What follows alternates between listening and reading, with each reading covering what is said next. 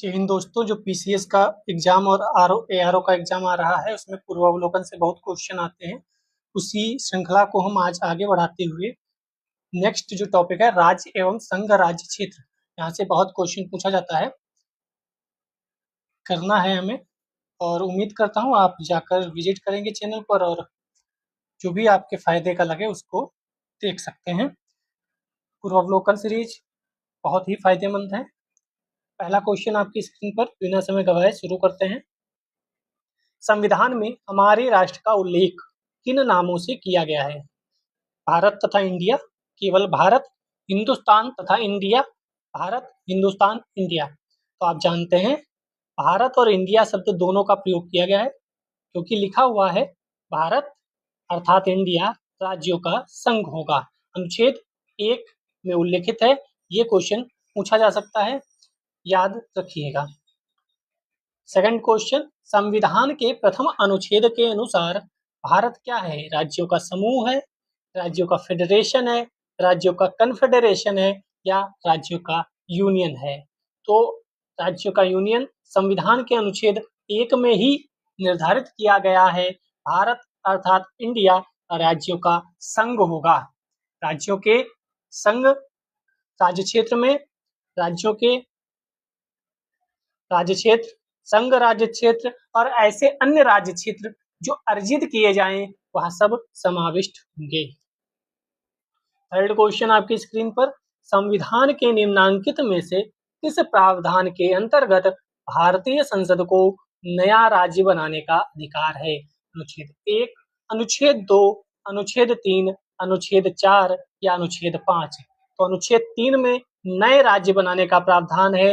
एक बार देख लेते हैं, बहुत क्वेश्चन इंपॉर्टेंट है। भारतीय संविधान के अनुच्छेद 3 के तहत नए राज्यों का निर्माण, उनके क्षेत्रों, सीमाओं, नाम में परिवर्तन का अधिकार भारतीय संसद में निहित है। जबकि अनुच्छेद 1 में लिखा हुआ है कि संघ का नाम और उसका राज्य क्षेत्र। अनुच्छेद 2 में लिखा हुआ है भारतीय संघ में नए राज्यों के प्रवेश या प्रस्थापना। कंफ्यूजन यहाँ क्रिएट होती है अनुच्छेद 3 और 2 में। अनुच्छेद 3 में लिखा है नए राज्यों का निर्माण और अनुच्छेद 2 में लिखा है नए राज्यों के प्रवेश या स्थापना। दोनों में याद रखिएगा, राज्यों का निर्माण पूछा है तो अनुच्छेद 3 होगा, राज्यों का प्रवेश पूछा है तो अनुच्छेद 2 होगा। तो अगर आपसे पूछूं तो तेलंगाना बना था आंध्र प्रदेश से अलग होकर, जो उत्तराखंड बना था उत्तर प्रदेश से अलग होकर, बिहार से झारखंड और मध्य प्रदेश से छत्तीसगढ़ अलग हुआ, वह अनुच्छेद 3 के अकॉर्डिंग था या अनुच्छेद 2 के अकॉर्डिंग था। फोर्थ नंबर क्वेश्चन, नए राज्य के गठन की शक्ति किसमें निहित है? संसद, राष्ट्रपति, मंत्रिपरिषद या राज्य पुनर्गठन आयोग? तो संसद में अभी ऊपर वाले क्वेश्चन में व्याख्या देखी थी हम लोगों ने। 5 नंबर क्वेश्चन पे चलते हैं। भारत के संविधान के अंतर्गत निम्नलिखित में से किसको राज्यों की सीमाओं को परिवर्तित करने की शक्ति प्राप्त है? संसद को, लोकसभा को, राष्ट्रपति को या सर्वोच्च न्यायालय को? तो यहाँ भी संसद को सीमाओं को परिवर्तन करने की शक्ति प्राप्त है। 2015 में क्वेश्चन पूछा गया था, क्योंकि तेलंगाना 2014 में बनता है। एक राज्य संघ में सम्मिलित करने अथवा नए राज्यों की स्थापना करने की कार्यपालिका की शक्ति किसे प्राप्त है? तो संसद को प्राप्त है। इतने क्वेश्चन आ गए। अब अगर आया क्वेश्चन तो आप गलत करके नहीं आएंगे। आधुनिक भारत का इतिहास की प्लेलिस्ट बनी है, जाकर एक बार में 2-3 दिन में पूरा देख डालिए। बहुत क्वेश्चन आपको वहां से मिल जाएंगे, पूरा रिवीजन हो जाएगा। भारतीय संघ के अंतर्गत चाहो तो वो 2x पर भी जाकर देख सकते हो। भारतीय संघ के अंतर्गत किसी राज्य को मिलाने का अधिकार किसे है? किसी राज्य को मिला लिया जाए तो वह भी अधिकार संसद का ही है। कोई भी काम हो, संसद संसद संसद। बढ़िया क्वेश्चन है। निम्नलिखित में से कौन सा कथन नए राज्यों के निर्माण के बारे में सही नहीं है? कौन सा सही नहीं है? संसद विधि द्वारा एक नए राज्य का निर्माण कर सकती है, यस। इस प्रकार की विधि में संविधान की पहली अनुसूची, चौथी अनुसूची के संशोधन का प्रावधान होगा। इस प्रकार की विधि को अनुच्छेद 368 के प्रयोजनों के लिए संविधान का संशोधन समझा जाएगा। यहीं पे दिक्कत है। इस प्रयोजन के लिए विधेयक संसद में तब तक पुनर्स्थापित नहीं किया जा सकता जब तक राज्य के विधानमंडल को निर्दिष्ट न किया गया हो। सही बात है। गलत कौन है? तो सिर्फ और सिर्फ सी है जो गलत है, क्योंकि इसके लिए 368 में संशोधन करने की कोई आवश्यकता नहीं है। बहुत इंपॉर्टेंट ये है, ये कई लोग गलत करके आते हैं। जब नए राज्यों का निर्माण होता है उसके लिए अनुच्छेद 368 के तहत कोई भी संविधान संशोधन की प्रक्रिया अपनाई नहीं जाती। संसद साधारण बहुमत से, ये भी ध्यान रखिएगा, साधारण बहुमत से नए राज्यों का निर्माण कर सकती है। संविधान के अनुच्छेद 4(2) के अनुसार इस प्रकार की विधि 368 के प्रयोजनों के लिए संविधान का संशोधन नहीं समझी जाएगी। चलिए 9 नंबर, एक नया राज्य बनाने में संवैधानिक संशोधन के लिए कैसा बहुमत होना चाहिए? तो अभी हम पढ़कर आए, साधारण बहुमत की आवश्यकता होती है। 10 नंबर क्वेश्चन, भारत में नया राज्य सृजित करने वाले विधेयक को पारित होना अनिवार्य है। संसद में साधारण बहुमत से कम से कम 2/3 राज्यों के अनुसमर्थन द्वारा, केवल साधारण बहुमत से, या संसद में 2/3 और राज्यों का भी 2/3 उपयुक्त में से कोई नहीं। तो इसका बी ऑप्शन सही है, राज्यों में कोई अनुसमर्थन की आवश्यकता नहीं, संसद साधारण बहुमत से नए राज्य को सृजित कर सकती है। 11 नंबर क्वेश्चन, कथन कह रहा है भारत संघ नहीं है। कारण है क्योंकि किसी भी राज्य का क्षेत्र, सीमा, नाम उसकी सहमति के बिना भी परिवर्तित करने की शक्ति संघीय संसद को प्राप्त है। तो क्या ऐसा सही है? नहीं भाई, ये गलत है। आर सही है, क्योंकि भारत संघ नहीं है, ऐसा कोई भी लाइन सही नहीं हो सकती। क्यों? क्योंकि भारत का संविधान अनुच्छेद 1 खुद कहता है भारत राज्यों का संघ है। राज्य का विधानमंडल अपने विचार प्रकट कर सकता है, लेकिन उसे मानना और ना मानना संसद के लिए बाध्यकारी नहीं है। ठीक है, राज्यों की सहमति आवश्यक है, अनिवार्य नहीं है। यानी बिना सहमति के भी संसद चाहे तो परिवर्तित कर सकती है सीमाएं और नाम। संवैधानिक प्रावधानों के अनुसार राज्यों की सीमाओं को बदलने के लिए सहमति की आवश्यकता होती है। इसकी सहमति आवश्यक है तो राज्य की नहीं सहमति आवश्यक है। संवैधानिक प्रावधानों के अनुसार राज्यों की सीमाओं को बदलने के लिए राज्य की नहीं सहमति की आवश्यकता है। आप ये बताओ, यूपी को यूपी यानी उत्तर प्रदेश का नाम कब परिवर्तित हुआ? पहले यूपी का मतलब उत्तर प्रदेश नहीं होता था, आप भी जानते हैं। तो उत्तर प्रदेश नाम कब पड़ा? 13 नंबर क्वेश्चन, निम्नलिखित में से कौन एक नए राज्यों के निर्माण के लिए संवैधानिक उपबंध नहीं है? संवैधानिक उपबंध नहीं है। किसी राज्य क्षेत्र का बढ़ाकर, घटाकर, नाम परिवर्तित करना या एक राज्य संघ राज्य क्षेत्र शामिल कर सकेगा। तो संवैधानिक उपबंध एक राज्य संघ राज्य क्षेत्र शामिल कर सकेगा, ये उपबंध नहीं है। भारतीय संविधान के अनुच्छेद 3 के अनुसार किसी राज्य की सीमाएं बदलने, नए राज्य का निर्माण करने, उनके नाम में परिवर्तन करने का अधिकार केवल संसद को दिया गया है, राज्यों को यह अधिकार प्राप्त नहीं है। 14 नंबर क्वेश्चन, निम्नलिखित में से कौन सा संविधान के अनुच्छेद 3 के तहत संसद के एक कानून द्वारा संभव नहीं है? अनुच्छेद 3 की वजह से क्या संभव नहीं? नए राज्यों का गठन संभव है, क्षेत्रों में परिवर्तन संभव है, सीमाओं में परिवर्तन संभव है, नए राज्यों का प्रवेश संभव नहीं है। क्यों? ये आर्टिकल 2 में है। नए राज्यों का प्रवेश का मतलब क्या है?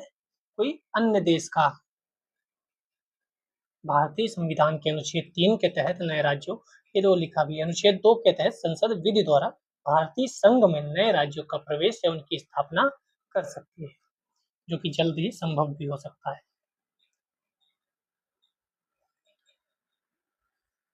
माँ का मस्तक ऊंचा होगा त्याग और बलिदान से।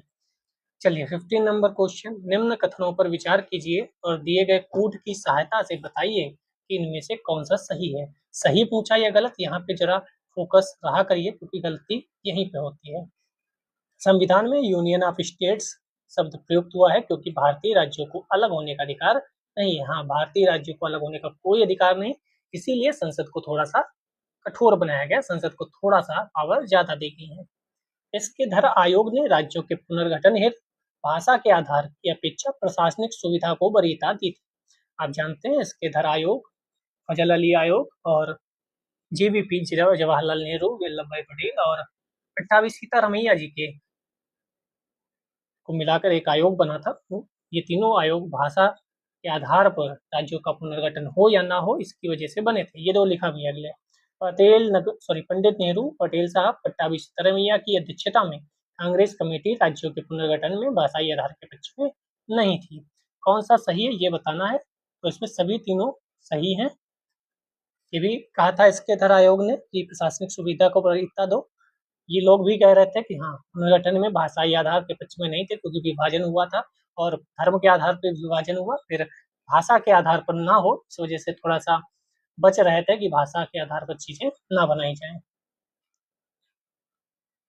ये अंबेडकर साहब ने कहा भी था संविधान में, जो यूनियन ऑफ स्टेट्स है उसका मतलब है संघ राज्य समझौतों का परिणाम नहीं होने के कारण किसी भी राज्य को संघ से विलग होने का अधिकार नहीं है। जैसे कि यूएसए संयुक्त राज्य अमेरिका में 50 जो देश थे वो लोग मिलकर एक यूएसए बना दिए, तभी उसे यूनाइटेड स्टेट अमेरिका कहते हैं। ऐसे ही आप यूएई को यूनाइटेड अरब अमीरात कहते हैं। वहां भी कई छोटे छोटे किंगडम थे जिन्होंने अपने आप को एक मिलाकर एक देश की तरह रिकॉग्नाइज कराया। तो वह जब चाहे अलग हो सकते हैं, अमेरिका में भी और यूएई में भी। हमारे यहाँ ऐसा नहीं है, हमारे यहाँ पहले भी अखंड था, अब भी अखंड है। कोई परिणाम नहीं है कि हमने समझौता किया कि साथ में आ जाए। अमेरिका यूएई में समझौता हुआ है। 16 जैसे यूनाइटेड किंगडम हम लोग कहते हैं, तो यूनाइटेड का मतलब ही वो जहां भी है, यूनाइटेड स्टेट, यूनाइटेड अरब अमीरात, यूनाइटेड किंगडम, यानी 2 3 4 5 50 ऐसे राज्य थे या ऐसे किंगडम थे, ऐसे देश थे जो मिलकर इकट्ठा हो गए कि हाँ अब हम अपने आप को एक बताएंगे। भारतीय संघात्मक व्यवस्था के संदर्भ में निम्नलिखित में से कौन सा सही है। भारतीय संविधान के अंतर्गत राज्यों को संघ से अलग होने का अधिकार नहीं है। यस। अलग होने की मात्र वकालत करने पर अभिव्यक्ति की स्वतंत्रता की सुरक्षा मिलेगी? बिल्कुल नहीं मिलेगी। आप अलग होने की बात भी ना कर दें। भारत एक था, एक है, एक रहेगा। अगर आपने तोड़ने की बात की तो आपके ऊपर राष्ट्रवाद के विरोध में राष्ट्रद्रोह का भी कानून लग सकता है। 17 नंबर, राज्य पुनर्गठन आयोग 1 नवंबर 1956 को कितने संघ राज्य बनाए गए। तो ये आंसर जो है वह आंसर होगा ए वाला। हाँ, ए वाला ही सही है। 14 राज्य और 6 संघ राज्य उस समय हुआ करते थे। इनके कई बार नाम भी पूछ लेता है, तो आगे चलकर हम नाम भी बता देंगे। ठीक है। 18 नंबर, 1956 के राज्य पुनर्गठन अधिनियम द्वारा कितने राज्य और संघ क्षेत्रों की स्थापना की गई। तो सेम क्वेश्चन है, 14 राज्य 6 संघ शासित क्षेत्र। 19 नंबर, भारत में कितने राज्य एवं संघीय प्रदेश हैं। तो ये 2002 में पूछा गया था, तब चेंज होगा आंकड़ा। इनमें से कोई नहीं, आज भी इनमें से कोई नहीं। क्यों? आज 28 स्टेट और 8 यूनियन टेरिटरी हैं। ये बात हो रही है सितंबर 2025 में। ठीक, घटते बढ़ते रहते हैं, याद रखिएगा। तेलंगाना राज्य बन जाने के बाद भारत के राज्यों की संख्या उस समय 29 हो गई थी। ठीक है, उस समय सॉरी 28 ही थी, 28 थी, 29 तक बाद हो गई, 28 थी, आज भी 28 ही है। हाँ, ये तो लिखा है, तेलंगाना राज्य के गठन के बाद भारत में राज्यों की संख्या 29 हो गई थी। वही तो मैंने बोला, बाद को जम्मू कश्मीर अलग हो गया तो अब 28 बचे हैं। तो हाँ, उसका उस समय आंसर जो दिया गया होगा वो 29 ही दिया होगा, क्योंकि 2000 कब का क्वेश्चन है, 2013 और 2007 का है, तब 29 ही थी। ठीक है, इसका आंसर 29 ही होगा। आज के समय में 28 हो गई है। भारत में कितने संघ शासित प्रदेश हैं। तो जब पूछा गया था तो कुछ और होगी, आज 8 केंद्र शासित प्रदेश हैं। 22, निम्नलिखित में से कौन संघ राज्य क्षेत्र नहीं है। तो गोवा संघ राज्य क्षेत्र नहीं है। दमन और दीव में ही दादरा नागर हवेली जोड़ दिया गया है, तो वह पूरी एक यूनिट हो गई है, पूरा एक संघ शासित क्षेत्र हो गया है। 23, इस राज्य की राजधानी का नाम स्वतंत्रता प्राप्ति के बाद अभी तक नहीं बदला। ऐसी कौन है जिसका स्वतंत्रता के बाद अभी तक नहीं बदला। तो स्टार लगा, यानी क्वेश्चन गलत है। पढ़ लेते हैं, क्वेश्चन आ सकता है। आंध्र प्रदेश की राजधानी हैदराबाद का नाम अभी तक नहीं बदला गया था। ठीक है, तेलंगाना राज्य के बाद हैदराबाद आंध्र प्रदेश और तेलंगाना की संयुक्त राजधानी बना। अब तो अमरावती और विशाखापत्तनम और कुर्नूल ये हो गई हैं। ठीक है, उतना जरूरी नहीं है। 24, दिल्ली है राज्य है, स्वायत्त शासित परिषद है, केंद्र शासित प्रदेश। तो एक केंद्र शासित प्रदेश है प्रथम अनुसूची के अनुसार। 25, किस संविधान संशोधन द्वारा दिल्ली को राष्ट्रीय राजधानी क्षेत्र घोषित किया गया। बहुत इंपोर्टेंट है, 69th था, बहुत इंपॉर्टेंट, बहुत बार पूछा गया। 69th याद रखना है। 1991 जब एलपीजी रिफॉर्म आए तब हुआ था, ये याद रखिएगा। 239 ए काका लिखो या ए लिखो, बात एक ही है, ठीक है। 239 ए में दिया गया है राष्ट्रीय राजधानी क्षेत्र दिल्ली को राष्ट्रीय राजधानी क्षेत्र का दर्जा। अनुच्छेद 240 के अंतर्गत कुछ संघ राज्य क्षेत्रों के लिए विनियम बनाने की राष्ट्रपति की शक्ति के संदर्भ में निम्न में से कौन सा युग्म सही नहीं है? 240 का में अंडमान निकोबार, खा में लक्षद्वीप। तो ये जो पुडुचेरी वाला है वो सही नहीं है। पुडुचेरी में बाकायदा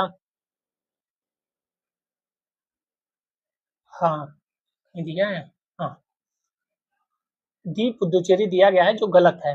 क्यों गलत है? क्योंकि उसमें यहाँ पे आप देखेंगे तो यहाँ लिखा हुआ है 240 यहाँ। घा का मतलब है दमन और दीव, और यहाँ गा का मतलब है दादरा और नगर हवेली, ठीक है। तो इसमें आंसर तो ये दोनों भी सही है ना, क्योंकि गा के तहत दादरा नगर हवेली दमन दीव को स्थापित किया गया है, लोपित कर दिया गया है। अब ये आज का जो है वो क्या है? तो आज का देखें तो गा में दोनों है, दादरा नगर हवेली और दमन और दीव, क्योंकि एक बना दिया गया। घा विलोपित कर दिया गया है, या में पुडुचेरी है, ठीक है। तो आप इधर याद रखिएगा इस वाले को, घा हटा दिया गया है, गा में ही ये दोनों हो गए हैं, ठीक है। बस इतना याद रखो, बाकी सेम है। करंट अफेयर्स भी ध्यान रख के पूर्वावलोकन पढ़ना चाहिए। कौन सा एक गलत है? सर्किल तुरंत मैं करता हूँ, आप भी हैबिचुअल हो जाओ। गोवा को 1987 में पूर्ण राज्य का दर्जा प्राप्त हुआ। गोवा को पुर्तगीज से छीना पहले गया था, पूर्ण राज्य बाद को बना। दीव खंबात की खाड़ी में एक टापू है। दमन और दीव को भारतीय संविधान के 56वें संविधान द्वारा गोवा से अलग किया गया था। दादरा और नगर हवेली 1954 तक फ्रांसीसी औपनिवेशिक शासन के अंतर्गत थे। तो ये फ्रांसीसी के अंतर्गत थे, डी वाला ही गलत है। क्यों? क्योंकि फ्रांसीसी नहीं, पुर्तगाली शासन के अधीन थे। पुर्तगाली ही सबसे बाद को गए, पुर्तगाली ही सबसे पहले आए थे, गोवा में ही आए थे और गोवा से ही गए। गोवा में आए थे कि केरल में आए थे? वास्को डी गामा कहाँ आया था? सिक्किम भारत का एक राज्य बनाया गया किस संशोधन के द्वारा? तो ये क्वेश्चन बहुत पूछे जाते हैं, सिक्किम तो कई बार पूछा गया। 35वें संविधान संशोधन के द्वारा 1974 में सिक्किम को एक भारत का राज्य बना दिया गया था। नहीं, संयुक्त राज्य बनाया गया था। 36वें संविधान संशोधन के द्वारा इसे पूर्ण राज्य का दर्जा दिया गया, ठीक है। यहाँ राज्य पूछा गया, संयुक्त राज्य या पूर्ण राज्य कुछ नहीं दिया गया था, तो 36 दिया भी नहीं गया, तो आप 35 लगाकर आएंगे, ठीक है। तो 35 के द्वारा संयुक्त राज्य, 36वें संविधान संशोधन के द्वारा पूर्ण राज्य 22वां बनाया गया था। ऐसे भी क्वेश्चन बन सकता है, 22वां पूर्ण राज्य कौन सा बना था? 29। फिर देखो सिक्किम के बारे में पूछा गया होगा, हाँ सिक्किम के बारे। अब 35 36 दोनों है, तो यहाँ पूर्ण राज्य की बात हो रही है, पूर्ण राज्य के लिए आप क्या लगाओगे? 36 लगाओगे, ठीक है। बारीक चीजें हैं, यहीं पे गलतियां होती हैं। बिहार को काट कर एक पृथक वनांचल राज्य, वन ज्यादा थे, का बनाना संभव है। ये 1999 में बातें चल रही थी और 2000 में बन गया था। आप जानते हैं झारखंड इनमें से कोई नहीं, आज इसका कोई महत्व नहीं है, इसको हटाते हैं। 31 निम्नलिखित राज्यों के गठन पर विचार करो और कालानुक्रम से सही करो। सबसे पहले कौन बना, फिर कौन बना, फिर कौन बना? तो तेलंगाना सबको पता है सबसे बाद में बना। और देखो तो ये दोनों तो कट हो जाएंगे। तेलंगाना से पहले झारखंड बना, ये भी सबको पता है, तो 2 से पहले 3, इसको कहते हैं चालाकी। आप पहला सही करने लगोगे वहीं दिक्कत हो जाएगी, पहला नहीं सही करना है। आपको पता है तेलंगाना सबसे बाद को बना, फिर झारखंड, छत्तीसगढ़, उत्तराखंड बना, तो उससे आपको आंसर मिल जाएगा। आपको नहीं पता हरियाणा गोवा पहले बने या बाद को, लेकिन अब याद कर लो। गोवा 1987, तेलंगाना 2014, झारखंड 2000 और हरियाणा 1966। फिर कालानुक्रम है, तो फिर हम देखेंगे छत्तीसगढ़ और झारखंड, यही मैं बोलने वाला था। छत्तीसगढ़ झारखंड की डेट भी याद रखनी होगी, क्योंकि छत्तीसगढ़ झारखंड दोनों 2000 में बने हैं। पहले कौन बना, बाद को कौन बना? तो इसका आंसर चेक कर लेते हैं। बी वाला होगा 4213, 4213। तो यहाँ पे सारे दिए गए, एक बार देख लो। आंध्र प्रदेश 1953 में सबसे पहले, ठीक है, सबसे पहले गठन आंध्र प्रदेश। फिर राजस्थान का हुआ 1956। फिर महाराष्ट्र गठन हुआ 1960। 3 ये तो इधर वाले याद कर लो, आंध्र प्रदेश, राजस्थान, महाराष्ट्र। आंध्रा से जाएंगे राजस्थान, फिर महाराष्ट्र, ठीक है। 1963 में नागालैंड वहां चले गए, फिर इधर आ गए। 1966 में हरियाणा पंजाब से अलग होता है। 1971 का हरियाणा गठन कर दिया, तो थोड़ा ऊपर बढ़ चलो, हिमाचल भी गठन कर लो। फिर क्या, अब हिमाचल में आ गए हैं, तो अब मेघों की बात कर लो, चल के मेघालय चले गए 1972 में। अब मेघालय है तो थोड़ा और ऊपर बढ़ जाओ, सिक्किम की बात कर लो, क्योंकि असम पहले से था, तो असम के ऊपर सिक्किम की बात कर लो। का सिक्किम है तो थोड़ा साइड और बढ़ जाओ, अरुणाचल की बात कर लो। और ये तो तीन आपको पता है, इसमें बस डेट याद रखनी है। 1 नवंबर छत्तीसगढ़ सबसे पहले, 9 नवंबर उत्तराखंड, 15 नवंबर झारखंड। यानी पहले मध्य वाला छत्तीसगढ़ हुआ, मध्य प्रदेश से अलग, फिर उत्तराखंड और फिर बिहार, ठीक है। अब ये क्रोनोलॉजी आप भूलेंगे नहीं, अगर हम एक बार और देख लें तो शायद आपको पता ही नहीं भूलेंगे, क्रोनोलॉजी पूछी जा सकती है। तो सबसे पहले आंध्र प्रदेश पता है, तो फिर राजस्थान भाग चलो, राजस्थान से थोड़ा नीचे महाराष्ट्र आ जाओ। अब इधर का बहुत हो गया, थोड़ा उधर घूम के आओ, तो कहा ठीक है नागालैंड कर लो। अब नागालैंड कर लिया, फिर का इधर आ जाओ हरियाणा, हरियाणा के ऊपर भाग चलो हिमाचल प्रदेश का, हिमाचल है तो मेघों को बुला लो, मेघालय, मेघालय से ऊपर जाओ सिक्किम, सिक्किम से बाएं जाओ तो, बाएं नहीं दाएं जाओ तो अरुणाचल प्रदेश। तो फिर तो ये आपको पता ही है। 2014 में तेलंगाना, वो भी आपको पता है। ऐसे 2-3 बार करो, याद हो जाएगा, रटने की आवश्यकता नहीं रहती है। 33, नीचे दिए गए राज्यों का भारत संघ के संपूर्ण राज्य का दर्जा प्राप्त होने का कालानुक्रम सही बताओ। तो अब देखो कैसे सही करेंगे। नागालैंड था, नागालैंड से अरुणाचल प्रदेश गए थे नहीं, सिक्किम से हरियाणा गए थे नहीं, नागालैंड से हरियाणा गए थे, हरियाणा से फिर गए थे ऊपर हिमाचल प्रदेश, हिमाचल से गए थे मेघालय, मेघालय से गए थे सिक्किम, सिक्किम से गए थे अरुणाचल प्रदेश। याद हो गया मुझे, आपको भी याद हो जाएगा, कोशिश तो करो। छत्तीसगढ़ राज्य स्वरूप में आया, सबसे पहले छत्तीसगढ़ 1 नवंबर था, फिर 9 नवंबर था, फिर 15 नवंबर था। तो 1 नवंबर, 9 नवंबर उत्तराखंड, 15 नवंबर को झारखंड। उत्तराखंड राज्य की स्थापना, ये तो 2000 ही पूछ दिया, ये तो बहुत आसान कर दिया। तो यहाँ देखो कालानुक्रम में व्यवस्थित करो, हरियाणा, नागालैंड, सिक्किम, मेघालय। तो नागालैंड सबसे पहले गए थे, नागालैंड से हरियाणा में आ गए थे, हरियाणा के बाद हिमाचल प्रदेश, उसके बाद मेघालय, और मेघालय के बाद ऊपर चलेंगे तो सिक्किम। यानी 3-1-4-2, 3-1-4-2 यहाँ पे है आंसर, देख लेते हैं, सी वाला सही है, ठीक है।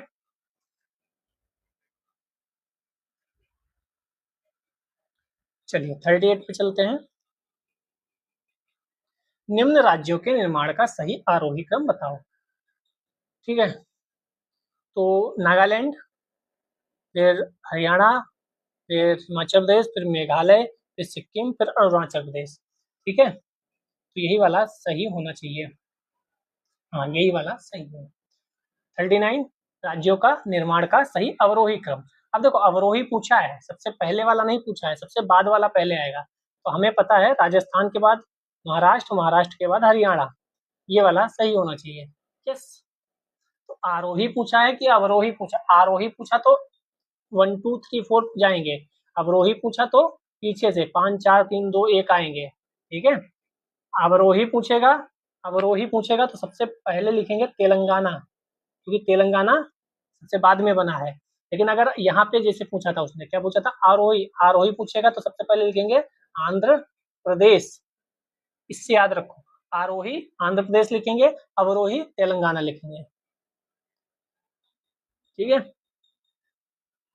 40, अब देखो देखते हैं आपको याद है कि नहीं। मुझे ईयर नहीं याद है, ईयर केवल एक का याद है, झारखंड का, वो मिला दिया, तेलंगाना का भी याद है, वो मिला दिया। अब देखो इसी से मिल जाएगा मुझे, B1 यहाँ है, यहाँ है, C का 4 यहाँ है। अब मुझे नागालैंड और सिक्किम का नहीं पता, फिर भी आंसर हमने टिक कर दिया। अब कह दो ऐसे ना मिले तो क्या करोगे, तो हमें पता है नागालैंड जो है वह पहले बना था, सिक्किम बाद को बना था, तो नागालैंड पहले बनेगा, सिक्किम बाद को बनेगा, चेक कर लो, A2 B3, B वाला आंसर सही हो जाएगा। क्योंकि यहाँ पे स्टार क्यों बनाया इन्होंने। तेलंगाना 2014 में अस्तित्व में आया, झारखंड 2000 में आया, इनमें जो डेट है उसका थोड़ा इशू है, 1962 1975 जो है वह गलत है, क्योंकि नागालैंड 1963 में बना था।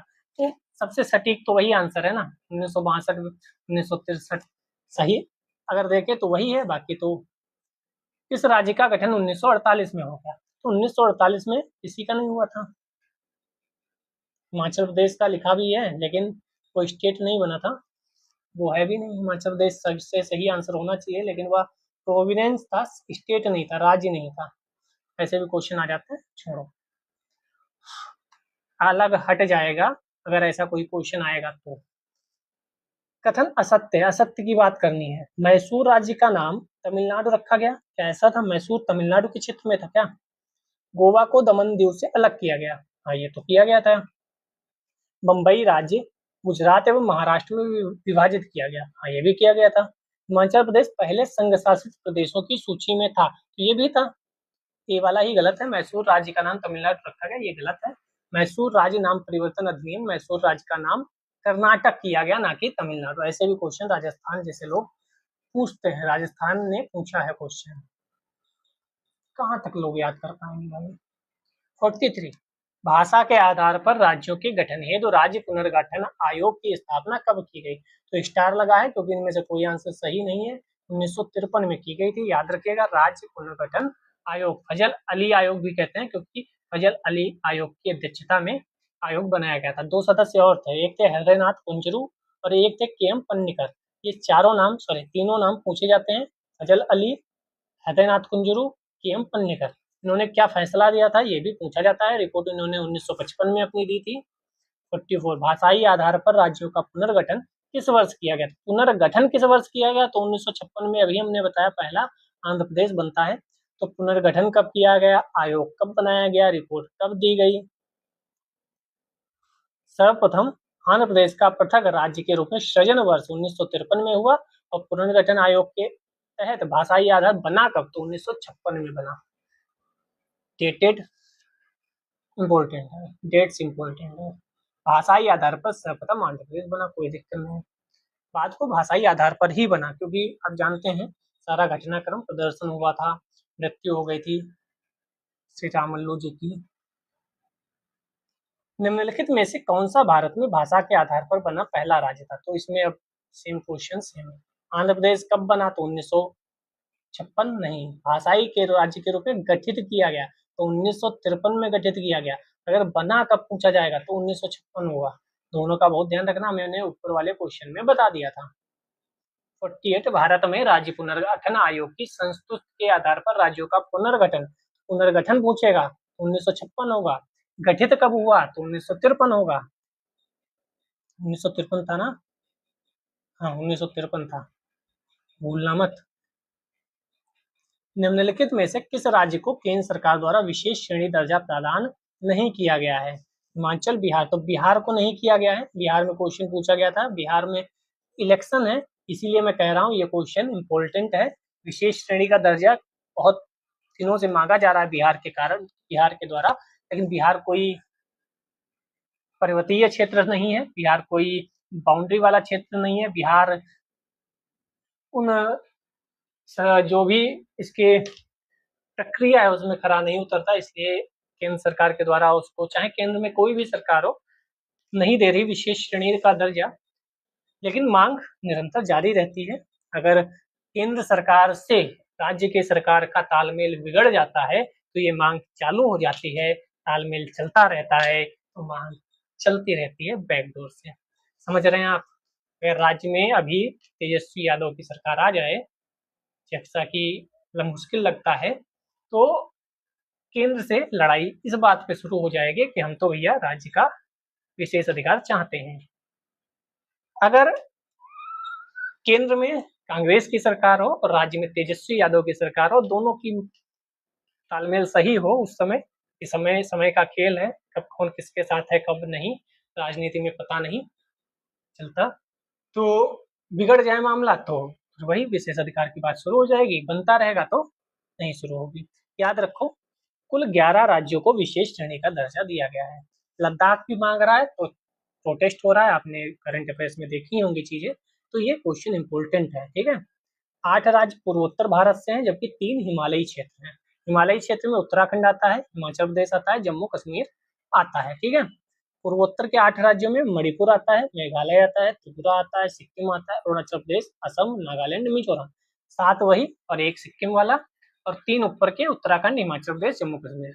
तभी लद्दाख के द्वारा कहा जाता है कि आपने कहा था, वादा किया था कि हम विशेष श्रेणी का दर्जा देंगे, तो आप क्यों नहीं दे रहे हो?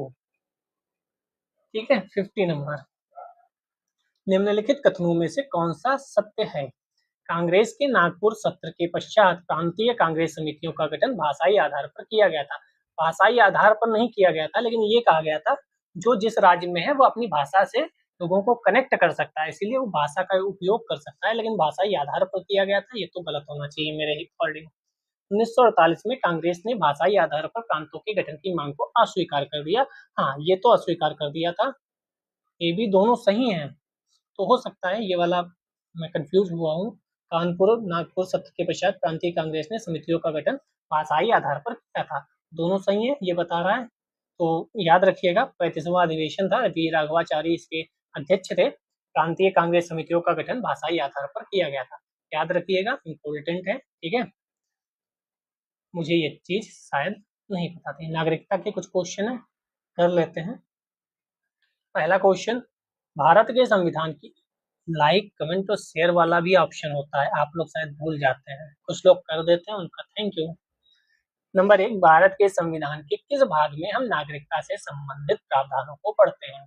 भाग 2 में पढ़ते हैं। ठीक है, भाग 1 में ये राज्य और संघ शासित क्षेत्र वाली चीजें हैं, भाग 2 में अपना 5 से 11 तक नागरिकता है, 3 में मूल अधिकार, 4 में फिर अपना टीपीएसपी, 4A में मूल कर्तव्य, और फिर 5 में केंद्र सरकार, संघ सरकार, और फिर ऐसे ही आगे बढ़ेंगे।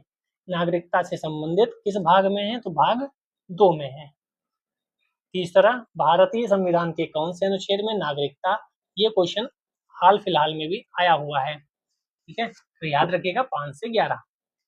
भारतीय संविधान निम्न में से कौन सी नागरिकता प्रदान करता है? तो हमारे यहाँ भारतीय नागरिक होते हैं हम, हमारे यहाँ एकल नागरिकता है। यूएसए जैसे देश मैंने बताया, वहां राज्यों का एक समूह बनकर देश बना है, इसलिए वहां देश की भी नागरिकता होती है, राज्यों की भी अपनी नागरिकता होती है। यहाँ देखो लिखा भी, अमेरिका की भांति संघ राज्यों की दोहरी नागरिकता भारत में प्रचलित नहीं है। हमारे यहाँ ब्रिटेन की तरह केवल भारत की नागरिकता है, एक देश की नागरिकता है। भारत में नागरिकता की निम्नलिखित विशेषताओं में से कौन सा सही है? राज्य तथा राष्ट्र की दोहरी नागरिकता नहीं, एकल नागरिकता यस, संपूर्ण भारत की एकल नागरिकता तो ये नहीं सही होगा, ये सही होगा। भारत और अन्य देश की दोहरी नागरिकता, हम किसी भी देश की नागरिकता नहीं रखते हैं। अगर हम मान लो मैं अभी ब्रिटेन चला जाऊं, ब्रिटेन की नागरिकता ग्रहण कर लेता हूं, तो हमारा भारत का नागरिक वाला जो मामला है वो बंद हो जाएगा, मैं भारत का नागरिक स्वतः ही समाप्त हो जाऊंगा। अगर कोई व्यक्ति भारत के बाहर जाकर किसी और देश की नागरिकता ग्रहण करता है, तो भारत की नागरिकता स्वतः ही समाप्त हो जाती है। आप हमारे भारत और किसी और देश के नागरिक नहीं रह सकते साथ साथ। भारतीय नागरिकता नहीं प्राप्त की जा सकती, जन्म द्वारा की जा सकती है, देशीकरण द्वारा की जा सकती है, भारतीय बैंक में धन जमा करके। बहुत पुराना क्वेश्चन है इसलिए ऐसा पूछा गया, धन जमा करके थोड़ी कर लोगे। हमने पिछली वीडियोज में पढ़ाया था कि नागरिकता कैसे प्राप्त की जा सकती है, आप देख रहे होंगे। भारत का एक नागरिक अपनी नागरिकता खो देता है, ये भी हम लोगों ने करा था। भारतीय नागरिकता को अपने आप परित्याग कर दे, भैया हम नहीं है। स्वेच्छा से अन्य देश की नागरिकता प्राप्त कर ले, तो हम अभी बता रहे थे हमारे देश की नागरिकता स्वतः समाप्त हो जाएगी। किसी अन्य देश के नागरिक से विवाह करता है, तो ये नहीं होना चाहिए। सरकार की आलोचना करके, आलोचना करके अगर होता तो अभी तक कितने लोग थे जो भारत के नागरिक नहीं रह जाते हैं, हमारी जनसंख्या बहुत कम हो गई होती। अर्थ नंबर, भारत के संदर्भ में निम्नलिखित कथनों पर विचार कीजिए। भारत में केवल एक ही नागरिकता और एक ही अधिवास है, क्या अधिवास भी एक ही है? जो व्यक्ति जन्म से नागरिक हो केवल वही राष्ट्राध्यक्ष बन सकता है, तो ऐसा नहीं है। हमारे यहाँ कहा गया है भारत का नागरिक होना आवश्यक है राष्ट्रपति बनने के लिए, ना कि जन्म से नागरिक। जिस विदेशी को एक बार नागरिकता दे दी गई, किसी भी परिस्थिति में इसे वंचित नहीं किया जा सकता। अच्छा, आईएएस ने पूछा था, ये भी गलत है। एक बार भी नागरिकता दे दोगे तो कभी भी वंचित नहीं कर पाओगे, ऐसा थोड़ी है। मान लो कोई आ गया, हमें नागरिकता दे दो, नहीं दे दी हमने, बाद को पता चला वो किसी और देश का जासूस है, तो हम उसको नागरिकता थोड़ी देंगे। ठीक है, ये नंबर केवल एक सही है इसमें कि हमारे पास केवल एक ही नागरिकता और एक ही अधिवास है।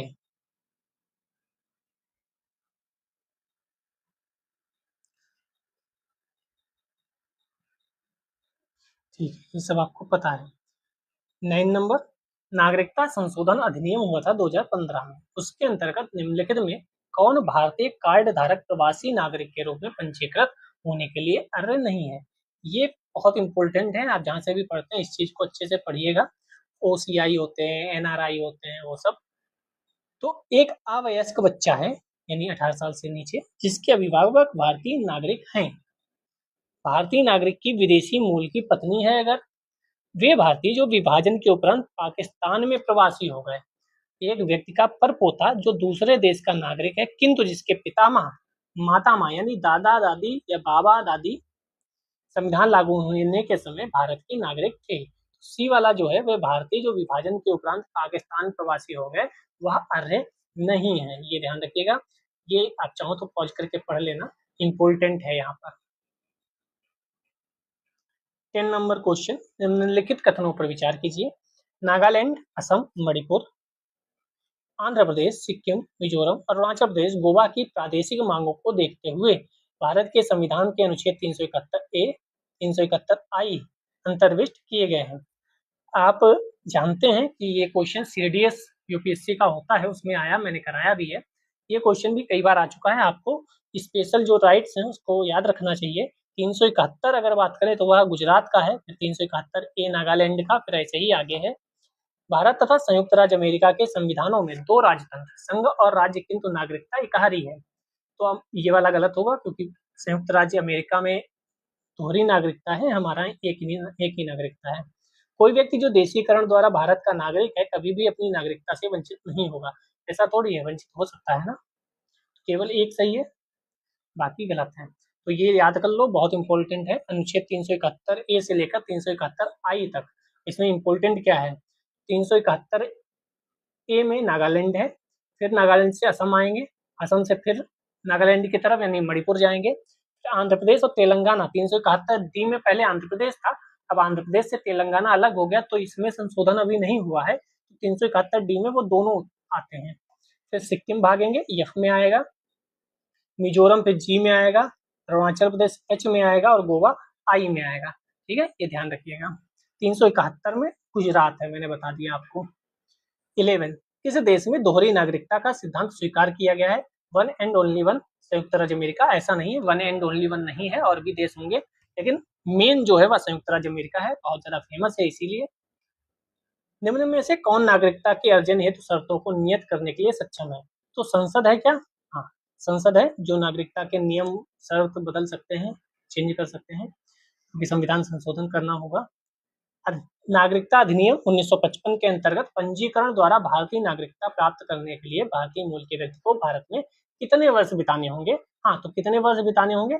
7 वर्ष तक उसे बिताना होगा, फिर वो पंजीकरण द्वारा भारतीय नागरिकता प्राप्त कर सकता है 1955 के अकॉर्डिंग। निम्नलिखित में से भारत में नागरिकता निर्धारण का विशिष्ट अधिकार किसे दिया गया है?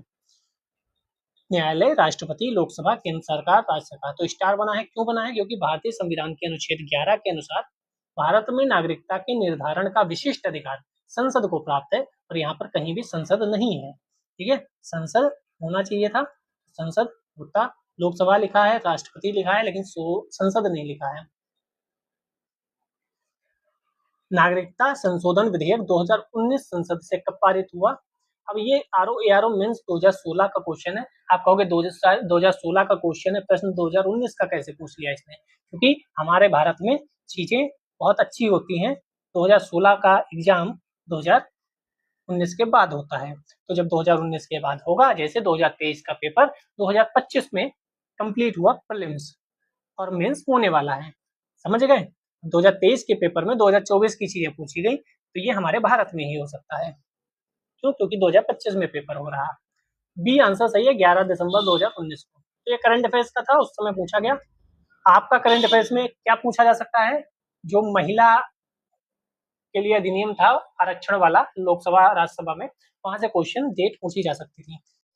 नागरिकता संशोधन कानून कब पारित हुआ? तो ये 11 दिसंबर 2019 को अभी देखकर आए थे। ठीक है, तो लाइक कमेंट शेयर कर ही दिया होगा। मूल अधिकार सोचे थे, लेकिन इसमें 150 क्वेश्चन है, इसका एक अलग से वीडियो बनाना पड़ेगा, वरना बहुत लंबा हो जाएगा। तो जय हिंद, जय भारत।